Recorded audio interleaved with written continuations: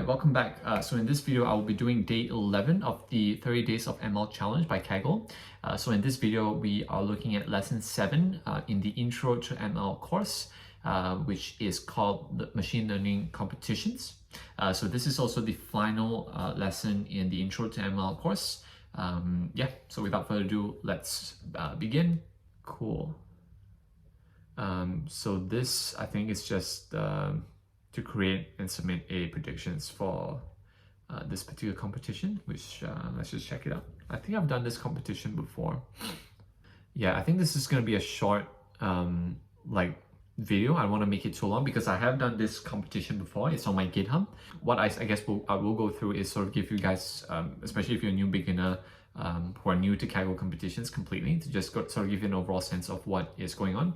So when you join a Kaggle competition, you have all the different tabs. So this is the name of the competition, and these are the tabs. Under the overview section, they'll give you sort of a brief explanation or an overview of what the competition actually is. It'll give you some background information, the skills that you get to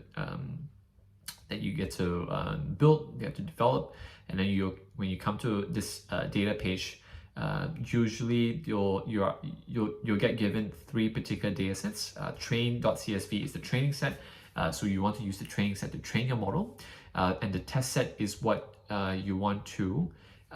So once your model has been built, you want to use the data in the test set to make predictions. And then sample submission is nothing more than just a comparison to make sure that you are submitting your final predictions in the right format. So sample submission is just the data frame for you to compare, essentially. So in addition to the data sets, you also sometimes get a text file. So for example, here you're given a data description text, which goes through the description of all the features in the data frame. So they'll give you a sense of what the features mean. The definition of the variables pretty much. So here you're given a whole bunch of features, neighborhood, the condition of the house, the year in which the house was built, the quality, the finishing, the basement, heating, the living area, and so on and so forth. So these are all the features that describe a house, and you have a sale price, which is your target variable that you're trying to predict, right?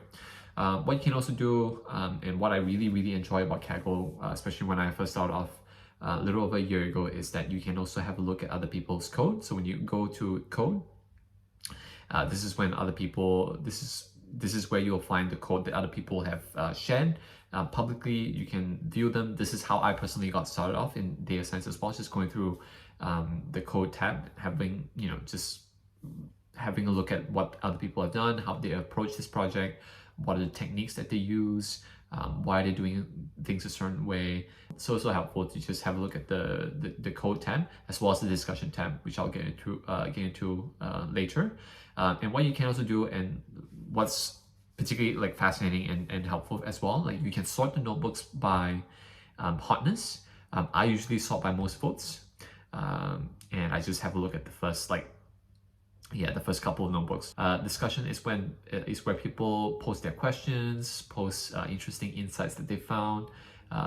Everything's under here. So I won't go through this in this video.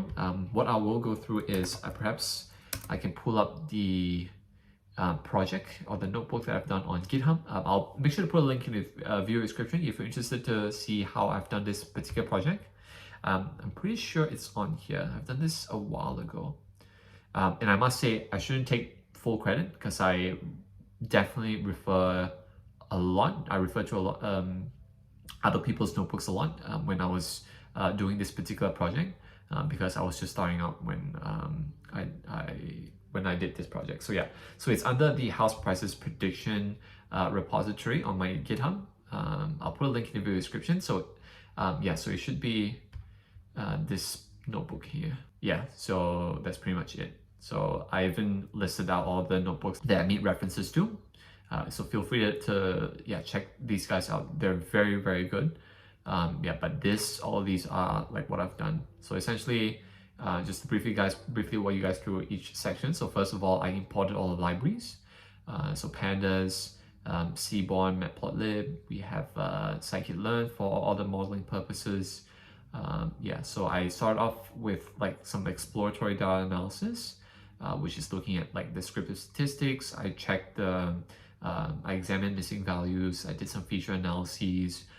So yeah, you can go through all this in your own time. It's a pretty fascinating project. So like, it really gets you thinking about not just on like a real estate perspective on what features affect house prices, but also it from a machine learning perspective, it's really good in developing your skill and your understanding of machine learning, because I'm a big believer and big advocate for learning by doing. It gets you asking questions, and as you look for answers, as you look for solutions, as you look for things that answer your question, that's when you learn the most. And yeah, like I said, you don't learn until you actually do it. But feel free to definitely like use this notebook. I'll put a link in the description. Have a look at it. Check the notebooks that I made reference to as well. They're excellent. They're very good. But yeah, just to, I guess, keep going. Yeah, so I did some like visualization here as well. You can check it out. This is a heat map that I did using the Seaborn library. I even included like all of these are like comments that I've written down to just sort of summarize and outline the interesting insights that I found from what I was doing. Yeah, so feel free to give it a look as well. So we have like some scatter plots here. We have some bar charts going on. Yeah, pretty full-on project. Let me just skip to the part where I started doing some pre-processing for machine learning. So I think up until this point, I'm still doing like exploratory data analysis. I think here I was trying to perhaps look for features that I wanted to, because there are a lot of features with this data set, if I'm not mistaken. Let's look at the data. It just hit me. Yeah, there's a lot of, yes, look at all these. There's a lot of features in this data set. So you might want to sort of devise a strategy in which how you want to tackle that. Because sometimes you can just like pass in all the features, but other times you probably want to only limit the ones that are useful, features that have predictive power, and just like exclude or like discard the rest. Yeah, so actually that's the whole point of us doing exploratory data analysis, right? So we want to figure out what variables are important, what to sort of inform us what features we want to include as part of our training set, and what do we want to discard and remove. Yeah, so here I also deal with like missing values as well. Let me just skip. So here comes the sort of data pre-processing part. So I've labeled like everything, so like to make things like easy to follow. So like 1, 2, 3, 4, 4.1, 4.11. Yeah, so I hope like this notebook is yeah, it's good enough for you guys to learn. So under pre-processing, I did like missing values, outliers, log transformation, feature engineering, encoding. So all of these are like yeah, important sort of concepts in machine learning. So I'll briefly sort of explain what they are. So imputing missing values means we're replacing the missing values with something. So there are a lot of ways around imputation. I'm not sure exactly what I did here, but feel free to check the notebook out. Outliers. So outliers are data points or values that deviate away from the majority of the data point. If we do a scatter plot where the size of the house on the x-axis and the sale price on the y-axis, we would have the data points trending upwards, because the bigger the house, the more expensive the house is. If somewhere on the lines we have a data point that falls on here, which is like not aligned with where the majority of the houses are, so that's probably an outlier. So we need to deal with outlier because it will affect our model. So if we don't address if we don't address and remove the outliers, our model will be not as accurate. I went through this in my notebook and more extensively, so make sure you check it out. Log transformation is to, I guess, transforming features to put them in a linear pattern. So that's what log transformation is. I also talked about skewness. Feature engineering. So feature engineering is the process of either coming up with new features or transforming features in such a way that they are useful, or that they're powerful for predicting. Yeah. And last but not least, we have encoding. So encoding is turning text variables, so variables that are in text, into numbers, because machine learning models operate on numerical data, so we can't use text data when we're doing modeling. So we need to encode them, aka turn them into numbers. Yeah, that's pretty much it. Like I said, you can go through all of this in your own time. I'm just going to skip to the next section, which is the final section where I did the modeling, I think. Yeah, so here I did the whole, yeah, so this is train test split. So this is training my, splitting my data. Am I doing train test split? Yeah, I guess I am.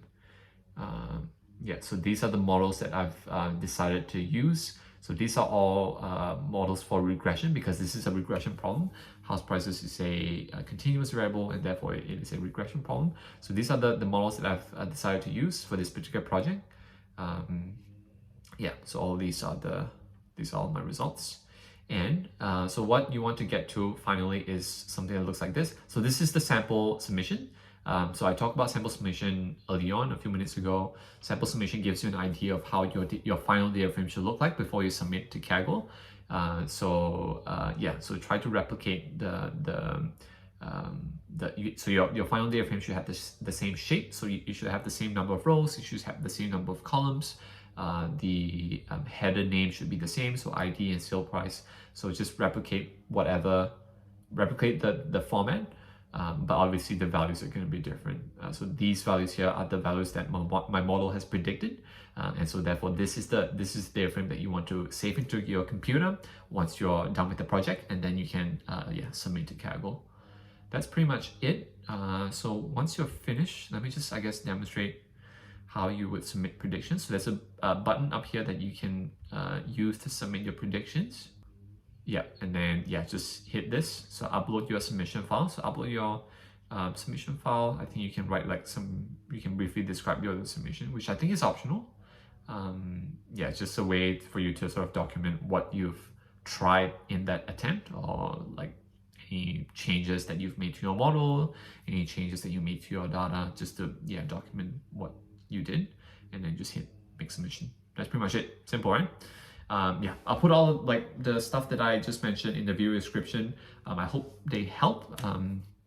Yeah, I'm sorry this is like a short video because it's probably not worth it to go through the entire competition. Plus I've already done it already.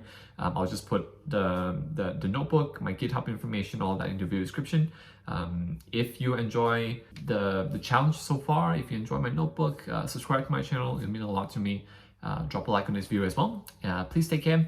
And when we come back in the next video, we'll be going through the next course, which is intermediate machine learning.